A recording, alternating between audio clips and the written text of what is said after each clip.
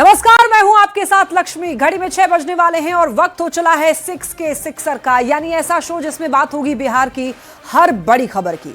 बताएंगे देश दुनिया में क्या चल रहा है, बात लॉ एंड ऑर्डर की भी होगी, कारोबार से जुड़ी जानकारियां भी होगी और खेल के मैदान से लेकर मनोरंजन जगत में किन खबरों ने फैला रखी है सनसनी, हर खबर से करेंगे अपडेट। शुरुआत बिहार की बड़ी खबर के साथ करेंगे।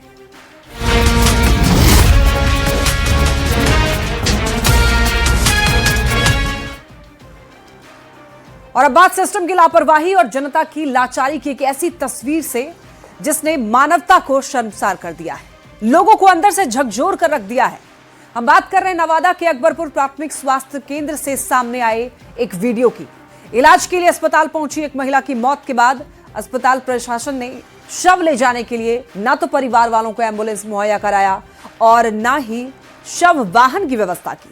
ये आरोप मृतक महिला के परिवार वालों ने लगाया है। उनका यह कहना है कि काफी मिन्नतों के बाद एक स्ट्रेचर दिया गया और यह कहा कि शव को इसी स्ट्रेचर पर घर तक लेके जाओ। और इसके बाद जो वीडियो कैमरे में कैद हुआ उसने बिहार के स्वास्थ्य व्यवस्था की कलई खोलकर रख दी। बताया जा रहा है कि अकबरपुर बाजार की रहने वाली 75 साल की केशरी देवी को उसके घर वाले इलाज के लिए अकबरपुर पीएचसी लेकर आए थे। इलाज के क्रम में रामचंद्र सहनी की पत्नी ने दम तोड़ दिया और फिर शायद सिस्टम ने भी, क्योंकि रात होने के कारण शव ले जाने के लिए घर वाले कोई प्राइवेट गाड़ी भी बुक नहीं कर पाए। और काफी गुहार लगाने के बाद जब अस्पताल प्रबंधन ने स्ट्रेचर दिया भी तो उसके बदले परिवार के 2 सदस्यों को वहां पर रुकने के लिए कहा।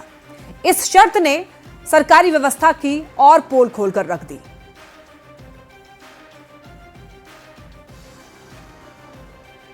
और उसके बाद देखिए, जब न्यूज 18 ने इस खबर को दिखाया तो इस रिपोर्ट का बड़ा असर भी पड़ा। अकबरपुर सीएचसी में स्ट्रेचर पर शव भेजने के शर्मनाक मामले पर अब प्रशासन सख्त है। अकबरपुर सीएचसी के 4 कर्मियों को शो कॉज नोटिस जारी किया गया है, जिनमें चिकित्सा प्रभारी, डॉक्टर ऑन ड्यूटी, जीएनएम और हॉस्पिटल मैनेजर शामिल हैं। स्वास्थ्य विभाग ने दरअसल यहां पर यह साफ कहा है कि अगर संतोषजनक जवाब नहीं मिला तो कड़ी कार्रवाई होगी। और इतना ही नहीं, पूरे मामले की जांच के लिए स्टेट हेल्थ विभाग की टीम भी नवादा पहुंच रही है। सिविल सर्जन विनोद कुमार चौधरी ने यह बताया कि यह मामला गंभीर है और लापरवाही किसी भी कीमत पर बर्दाश्त नहीं की जाएगी। इस घटना के बाद अस्पताल प्रशासन पर दबाव और ज्यादा बढ़ चुका है और अब उम्मीद है कि सिस्टम में सुधार देखने को मिलेगा।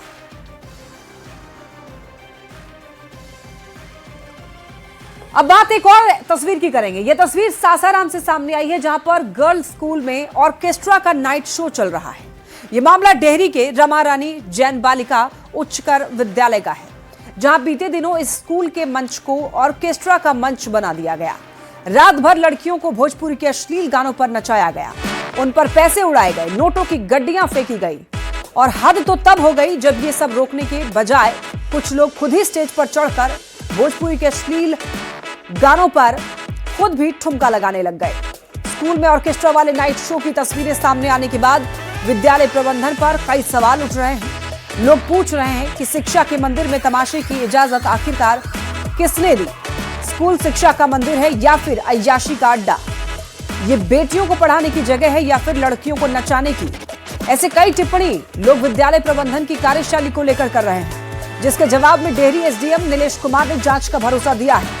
और एसडीएम यह आश्वासन दे रहे हैं कि दोषियों के खिलाफ कार्रवाई की जाएगी। स्कूल को बारात ठहराने के नाम पर बुक किया गया था, लेकिन शाम ढलते ही शिक्षा के मंदिर को अय्याशी का अड्डा बनाकर रख दिया गया। रात भर लड़कियों को यहां पर नचवाया गया। ये तस्वीरें सामने आई हैं, आप देख सकते हैं। अभी तक तो यही लग रहा है कि जगह वही है, लोकेशन वही है, बट उसकी सत्यता और उसकी प्रामाणिकता हम लोग विगत समय में उसकी जांच कर लेंगे। किसी भी तरह से शिक्षण संस्थानों में इस तरह का आयोजन करना या इस तरह का परमिशन देना, कहीं से भी इसका परमिशन नहीं दिया जाता है। इसके लिए हम लोगों के द्वारा एक कमेटी का निर्माण किया जा रहा है, जो इस सभी बिंदुओं को जाँच करेगी और जो भी इसमें दोषी पाए जाएंगे उनके विरुद्ध सख्त से सख्त कार्रवाई की जाएगी। और अब बात नीतीश कैबिनेट की बैठक की। मुख्य सचिवालय के मंत्रिमंडल कक्ष में दोपहर 3:30 बजे से शुरू हुई अहम बैठक में एक बड़ा फैसला लिया गया। दरअसल इस बैठक में देखिए 19 एजेंडे पर मुहर लगी है। नीतीश सरकार ने कैबिनेट में 3 नए विभागों के गठन पर मुहर लगा दी है। 45 विभागों के अतिरिक्त 3 नए विभाग होंगे। युवा रोजगार एवं कौशल विकास विभाग, उच्च शिक्षा विभाग और सिविल विमानन विभाग बनेगा। यानी कि ये 3 नए विभाग और होंगे, जिसके जरिए अगले 5 साल में 1 करोड़ सरकारी नौकरी और रोजगार देने के लक्ष्य को पूरा किया जाएगा। 3 नए विभागों के अलावा कुछ विभागों के नाम भी बदलने पर कैबिनेट की सहमति बनी है। पशु एवं मत्स्य संसाधन विभाग का नाम डेयरी मत्स्य एवं पशु संसाधन विभाग होगा। श्रम संसाधन विभाग का नाम अब श्रम संसाधन एवं प्रवासी श्रमिक कल्याण विभाग होगा और कला संस्कृति एवं युवा विभाग का नाम अब कला एवं संस्कृति विभाग करने की भी स्वीकृति दी गई है। इस बैठक में मुख्यमंत्री नीतीश कुमार, डिप्टी सीएम सम्राट चौधरी और विजय कुमार सिन्हा के अलावा बिहार सरकार के मंत्री शामिल हुए और विकास सचिव और अलग अलग विभागों के प्रधान सचिव भी इस बैठक में मौजूद थे, जिनमें कई बड़े फैसलों पर कैबिनेट की मुहर लगी है। नीतीश कैबिनेट की बैठक में मुहर लगी है। देखिए, मुख्य सचिवालय के मंत्रिमंडल कक्ष में दोपहर ये बैठक हुई और इस बैठक में कई अहम फैसले लिए गए। 19 एजेंडे पर मुहर लगी। नीतीश सरकार ने कैबिनेट में 3 नए विभागों के गठन पर मुहर लगा दी है। 45 विभागों के अतिरिक्त 3 नए विभाग होंगे। युवा रोजगार एवं कौशल विकास विभाग, उच्च शिक्षा विभाग और सिविल विमानन विभाग बनेगा, जिसके जरिए अगले 5 साल में 1 करोड़ सरकारी नौकरी और रोजगार देने के लक्ष्य को पूरा किया जाएगा। 3 नए विभागों के अलावा कुछ विभागों के नाम भी बदलने पर कैबिनेट की सहमति बनी है, जिसमें हमने आपको बताया कि पशु एवं मत्स्य संसाधन विभाग का नाम बदलकर डेयरी मत्स्य एवं पशु संसाधन विभाग होगा और श्रम संसाधन विभाग का नाम भी अब बदला जाएगा और इसका नाम श्रम संसाधन एवं प्रवासी श्रमिक कल्याण विभाग होगा। वहीं कला संस्कृति एवं युवा विभाग का नाम अब कला एवं संस्कृति विभाग करने की स्वीकृति दी गई।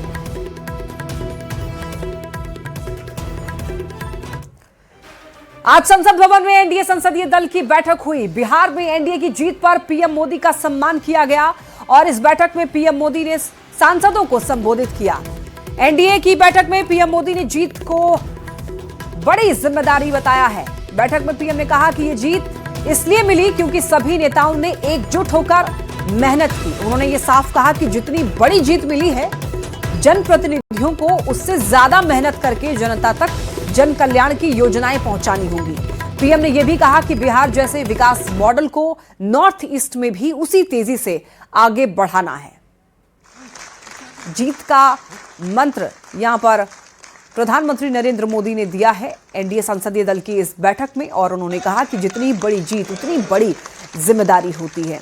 बैठक में पीएम मोदी ने सांसदों को संबोधित किया और पीएम मोदी ने जीत को एक बड़ी जिम्मेदारी बताया है और उन्होंने ये कहा कि ये जीत इसलिए मिली क्योंकि सभी नेताओं ने एकजुट होकर के मेहनत की, जिसका रिजल्ट मिला। और उन्होंने साफ तौर पर कहा है कि जितनी बड़ी जीत मिली है, जनप्रतिनिधियों को उससे ज्यादा मेहनत करनी है और ज्यादा मेहनत करके जनता तक जन कल्याण की जो योजनाएं हैं वो पहुंचानी होगी।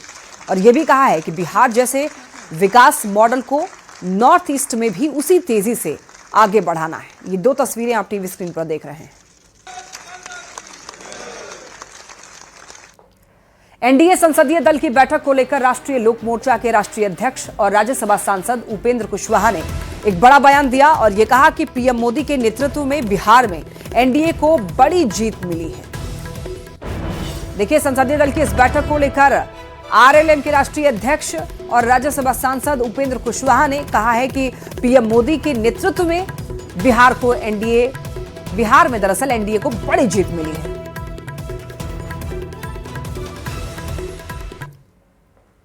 किस वजह से ये मीटिंग खास रही सर? क्योंकि मीटिंग में तो हमेशा जब सदन में का सत्र चलता है तो इस तरह की मीटिंग होती है, लेकिन खास इसलिए इस मीटिंग को आप कह सकते हैं कि बिहार का चुनाव संपन्न हुआ है हाल में और बिहार की जनता ने आदरणीय प्रधानमंत्री जी के नेतृत्व में बहुत ही प्रचंड बहुमत दिया है, अपार समर्थन दिया है, आशीर्वाद दिया है। तो इस बात को लेकर हम सभी लोगों ने प्रधानमंत्री जी को बधाई दी है, उनका स्वागत किया है। एनडीए संसदीय दल की बैठक के बाद केंद्रीय मंत्री किरेन रिजिजू ने कहा कि पीएम मोदी ने देश को नई दिशा देने के लिए कई दिशा निर्देश दिए हैं। पीएम मोदी ने निर्देश दिया कि कोई भी कानून या प्रावधान ऐसा ना हो जिससे लोगों को परेशानी हो। देश में ऐसी व्यवस्था बनानी है जिससे लोगों को काम में सुविधा हो, कागजी कार्रवाई की भी प्रक्रिया कम हो, ताकि कोई भी सिस्टम लोगों के जीवन पर बोझ ना हो। इस बैठक में देखिए, बिहार चुनाव में मिली बम्पर जीत पर भी चर्चा हुई। ये पार्लियामेंट्री पार्टी का सबसे बड़ा मीटिंग का जो रूप है वो यही है। प्रधानमंत्री जी ने एक नया दिशा दिया है। बिहार चुनाव में जनता ने शानदार अद्भुत आशीर्वाद एनडीए को दिया है। नरेंद्र मोदी जी के नेतृत्व में एनडीए सरकार को आशीर्वाद दिया। बिहार में नीतीश कुमार जी का नेतृत्व में राज्य सरकार को फिर से आशीर्वाद दिया। इसके लिए आज सारा एनडीए लीडर्स ने आदरणीय प्रधानमंत्री नरेंद्र मोदी जी को विजय माला भी पहनाया है। इसलिए कई मुद्दे पे हम लोग चर्चा करते हैं, लेकिन आज मैं इस पे ही केंद्रित रखना चाहता हूं कि जो नया दिशा प्रधानमंत्री जी ने जो आज दिया है, हम उसी पे चलेंगे। कोई भी डिपार्टमेंट, कोई भी मिनिस्ट्री, कोई भी बोर्ड, कॉरपोरेशन, जिला पंचायत, केंद्र सरकार, राज्य सरकार, सब ये सुनिश्चित करेंगे कि ऐसा कोई प्रावधान नहीं होना चाहिए जो बिना मतलब आम नागरिक को नुकसान और बोझ दे। सीतामढ़ी जिले में एचआईवी पॉजिटिव मरीज का चौंकाने वाला यहां पर आंकड़ा सामने आया है और देखिए इस आंकड़े के बाद जिले के स्वास्थ्य महकमा में हड़कंप की स्थिति है। जिले में कुल 7,400 के करीब पॉजिटिव मरीजों की संख्या पहुंच चुकी है और हैरान करने वाली बात यह है कि इस वायरस के चपेट में 400 छोटे छोटे मासूम बच्चे भी शामिल हैं, जिन्हें उनके माता पिता से ये जानलेवा बीमारी मिली है। स्वास्थ्य विभाग के अनुसार प्रत्येक महीने 40 से 60 मरीज नए आ रहे हैं, जिनका निबंधन किया जा रहा है। एआरटी सेंटर से 5,000 मरीजों को प्रत्येक माह दवा का वितरण किया जा रहा है और शेष बचे मरीज प्रदेश से बाहर अपना ट्रीटमेंट करा रहे हैं। आपसे ये बता दें कि बिहार में सीतामढ़ी जिले का एआरटी सेंटर एचआईवी के मामले में हाई लोड सेंटर बन चुका है, जो बेहद चिंतनीय है। शॉर्टक इसलिए है कि हमारे यहाँ माइग्रेंट पीपल बहुत ज़्यादा हैं, जो दिल्ली बॉम्बे बाहर कमाते हैं और असल में सही समय से वो वापस आकर के दवा नहीं ले पाते हैं, जिसकी वजह से वायरल सप्रेस हो जाता है और उनका रेशियो इसलिए खराब हो रहा है। तो आंकड़े क्या कर रहे हैं? आंकड़े लगभग 7,400 समथिंग हमारे यहाँ पेशेंट हैं। किशनगंज से एक बड़ी खबर मिल रही है। देखिए, अतिक्रमण हटाने गई टीम पर जानलेवा हमला हुआ है। पुलिस वालों के साथ धक्का मुक्की की गई है। पथराव का भी मामला सामने आ रहा है।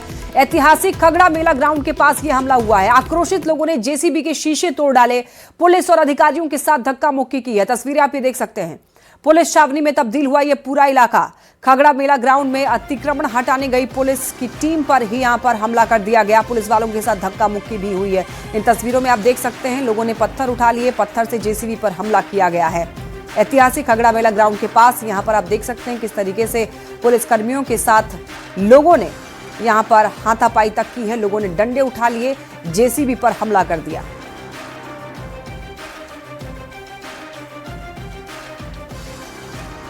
सुपौल से बड़ी खबर मिल रही है। बुलडोजर एक्शन के दौरान देखिए लाठीचार्ज किया गया। पटेल चौक पर लाठीचार्ज हुआ है। अतिक्रमण हटाने के दौरान यह हंगामा बताया जा रहा है। दुकानदार विरोध कर रहे थे। सदर पुलिस ने अतिक्रमण फिर खाली कराया है। तो देखिए, सुपौल का यह मामला है। आपको बताते चलें, पटेल चौक पर लाठीचार्ज की खबर।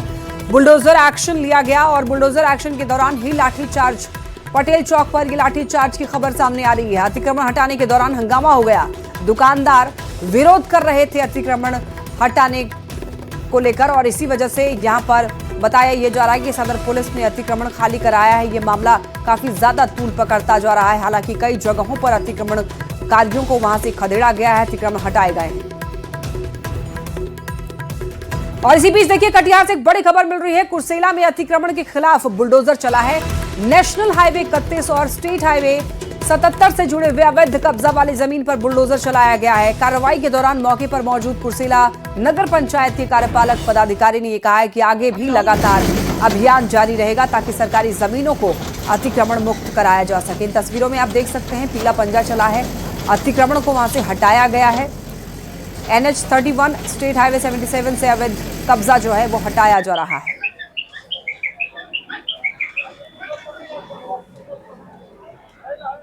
ये मेनली जो हमारे कुर्सेला चौक पे कंटिन्यू आए दिन 5 घंटा 12 घंटे तक जो जाम की स्थिति बनी रहती थी, तो जिला पदाधिकारी का हमें आदेश था कि इस जाम की समस्या के निदान के लिए जो भी फुटकर दुकानदार हैं एनएच के दोनों साइड, ऐसे 77 के दोनों साइड जो अतिक्रमण करके रखे हैं, अस्थायी अतिक्रमण या स्थायी रूप से अतिक्रमण है, उन्हें एक अस्थायी समाधान निकालते हुए इस अतिक्रमण अभियान को चलाया जा रहा है।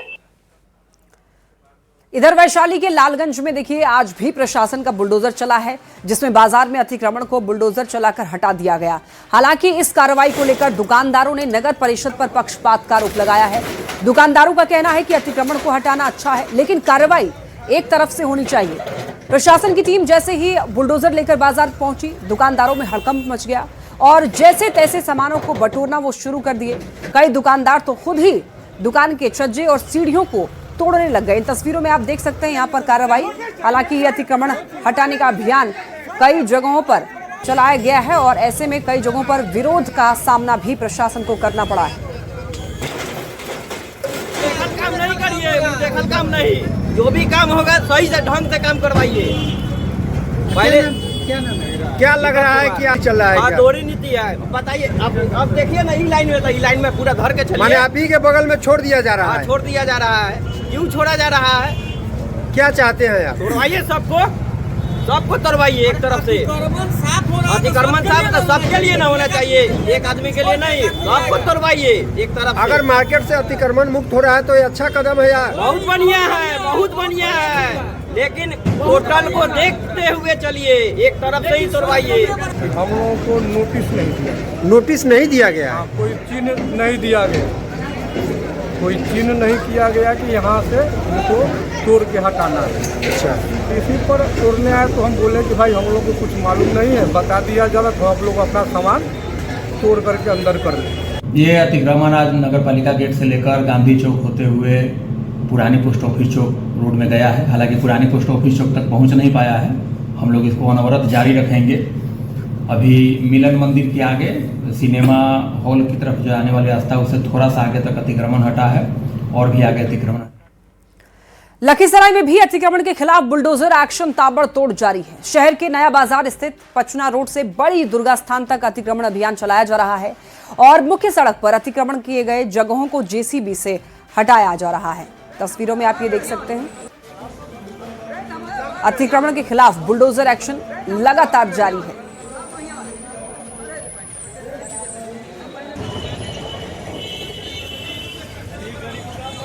शहर के नया बाजार स्थित पचना रोड से देखिए बड़ी दुर्गा स्थान तक अतिक्रमण अभियान चलाया गया। पीला पंजा चला है, आप देख सकते हैं बुलडोजर के सहारे यहाँ पर जो अवैध अतिक्रमण है उसको तोड़ा जा रहा है, ध्वस्त किया जा रहा है, हटाया जा रहा है। जो भी सरकार के जमीन पर ढांचे बने हुए हैं उसको तोड़ दिया जा रहा है।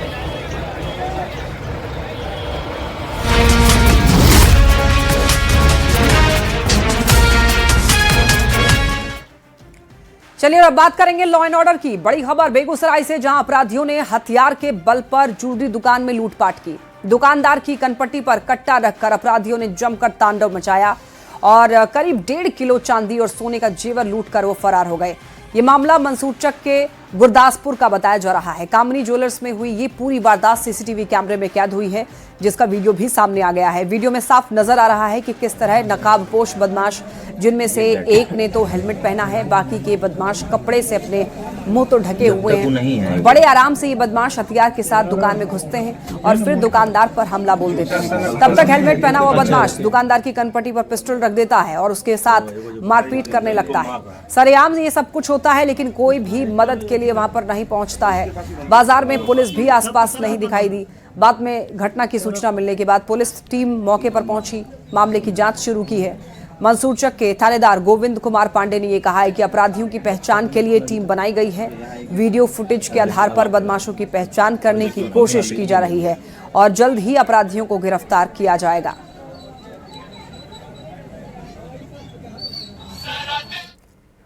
वैशाली में देखिए भीषण सड़क हादसा हुआ है। बस ऑटो की जोरदार टक्कर हुई और इस हादसे में 3 लोगों की मौत हो गई है।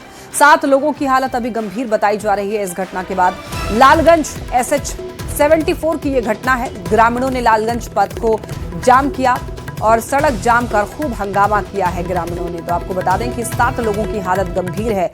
इस दुर्घटना के बाद और इस हादसे में 3 लोगों की मौत हो गई है। लालगंज एसएच यानी कि लालगंज स्टेट हाईवे 74 की ये घटना है, जहां ग्रामीणों ने लालगंज पथ को जाम कर दिया, सड़क जाम कर जमकर हंगामा किया।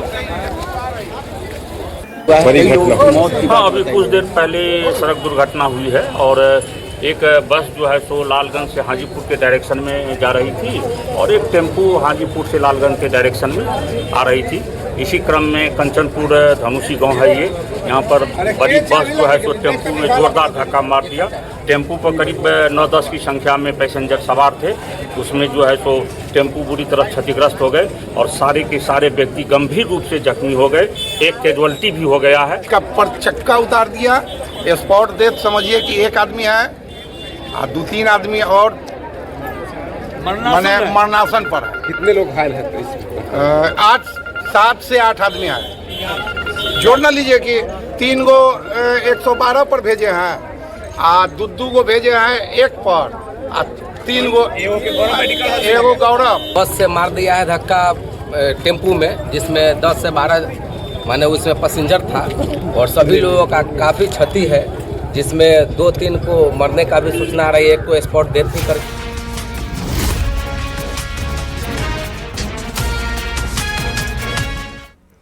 चलिए अब नजर डालते हैं देश दुनिया की खबरों पर और अब बात आपको बता दें कि सबसे बड़ी एयरलाइन इंडिगो में बरकरार संकट की करेंगे। लगातार 8वें दिन भी इंडिगो की सेवाएं जो है पूरी तरह से पटरी पर नहीं लौट सकी हैं। मंगलवार को भी पटना, दिल्ली, श्रीनगर, हैदराबाद, बेंगलुरु, अहमदाबाद एयरपोर्ट से कई फ्लाइट कैंसिल हुई। हालांकि इंडिगो के सीईओ पीटर एल्बोस ने दावा किया है कि हालात रोज बेहतर हो रहे हैं, जल्द ही ऑपरेशन नॉर्मल होने की उम्मीद है। वहीं दूसरी ओर लोकसभा में केंद्रीय नागरिक उड्डयन मंत्री राम मोहन नायडू ने इंडिगो के हालिया ऑपरेशनल संकट पर बड़ा बयान दिया और ये कहा कि यह मामला सिर्फ तकनीकी समस्या नहीं बल्कि आंतरिक रोस्टरिंग फेल्योर के कारण पैदा हुआ है। तो मंत्री ने यह बताया कि डीजीसीए ने इंडिगो के टॉप लीडरशिप को शो कॉज नोटिस जारी किया है और जांच जारी है। इंडिगो के बड़े पैमाने पर हुए फ्लाइट कैंसिलेशन संकट पर देखिए सरकार का पक्ष रखते हुए मंत्री राम मोहन नायडू ने यह बताया कि सरकार इस मुद्दे पर बेहद गंभीर है और डीजीसीए सहित सभी स्टेक होल्डर्स के साथ लगातार समीक्षा की जा रही है। चलिए अब आपको बताते हैं विस्तार से कि पिछले एक हफ्ते में इंडिगो की कितनी फ्लाइट कैंसिल हुई है।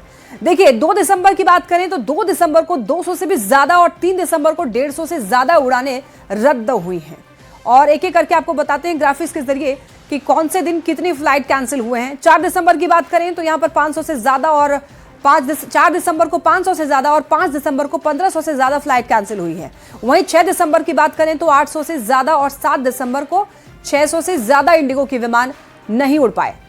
और आज 8 दिसंबर को भी, हालांकि 8 दिसंबर की बात करें तो देखिए 250 से ज्यादा फ्लाइट रद्द हुई हैं, यानी कि एक हफ्ते में कुल करीब 4000 से ज्यादा उड़ानें रद्द हुई हैं, जिसका खामियाजा आम यात्रियों को भुगतना पड़ा है, जिन्हें काफी ज्यादा परेशानियों का सामना करना पड़ा है।